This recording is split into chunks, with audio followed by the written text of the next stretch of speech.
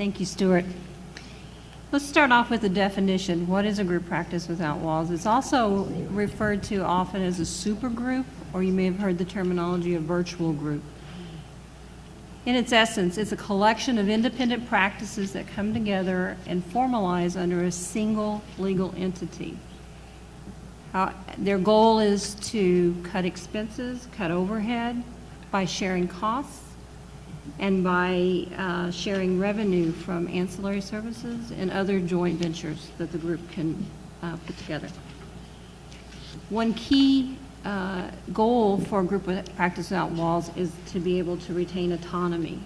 Each physician practice retains its distinct identity and becomes a separate profit cost center under physician control. What are the features? A group practice without walls is, as Dr. Love says, a group. It bills under the same tax ID. The revenue then is pushed down to the individual practices once it's collected. The staff, all non-clinical and non-physicians and provider staff, become the employees of a centralized management entity. The physicians may own that management entity, or they may contract it out and partner with a third-party firm, such as an MSO.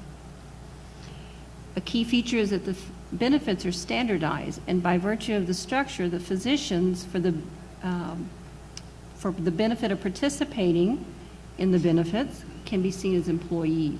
So they can then take advantage of insurance benefits, retirement planning, and in some cases that is very advantageous for them, or in other cases they can take their retirement to their individual practices and manage it out of there. They share the same EHR data, or they have a mechanism in place where they can share data. They do not necessarily have to be at the same place of service, hence the name Group Practice Without Walls.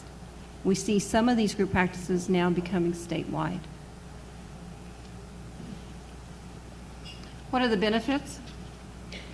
A group practice without walls, as Dr. Love said, can act on behalf of the members without fear of violating antitrust law or safe harbor. They have shared and enhanced marketing capabilities by virtue of their size. They have the improved advantage to contract with vendors, group purchasing, cut costs.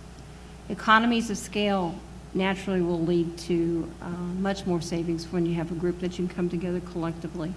They have a stronger ability to share risk on managed care, specifically if it is a multi-specialty. We see group practices that are multi-specialty and group practices that are single-specialty. They have collective negotiating leverage. That can be with any third party, hospitals, payers, vendors. Their sheer size gives them the opportunity to be a stronger presence at the table. And then the efficiencies and the sophistication that centralizing the revenue cycle management and the administration would bring to a group then enhances most often the operations and the profitability of the individual practices over where they were before. By putting a group together, you can recruit other practices and new physicians to this group. You're more attractive, and it gives you a little bit more of a step up in the market. Okay.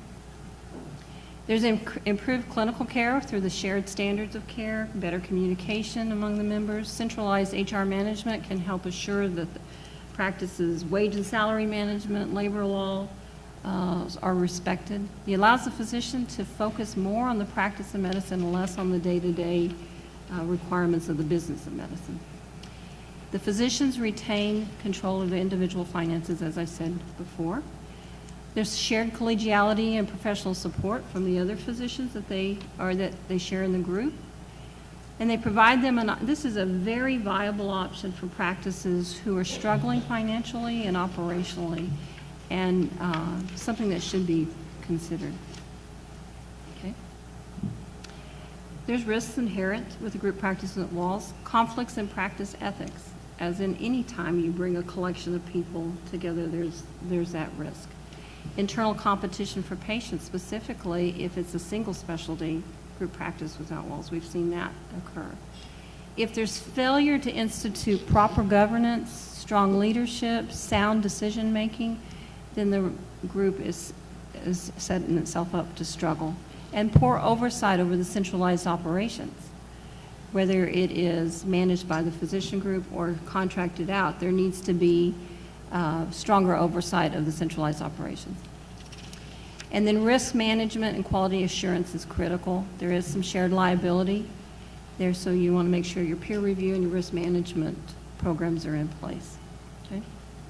So where do you start? If you're interested or have some questions about wanting to start a group practice without walls, the first place we would recommend you start is identify with like-minded providers. Those that have similar medical standards, same medical ethics, and come together and identify your management structure. Are you going to contract out to an MSO, management service organization, to handle that, or are you going to build that internally, hire your own executive team and build that to oversee that? But that's critical to the success of this. Engage the services of an experienced healthcare attorney and experienced healthcare consultant who can help put this new structure and do the roadmap to success. And with that, I'll turn it over to my colleague and friend, Wes Spears, who will talk about systems and clinical integration.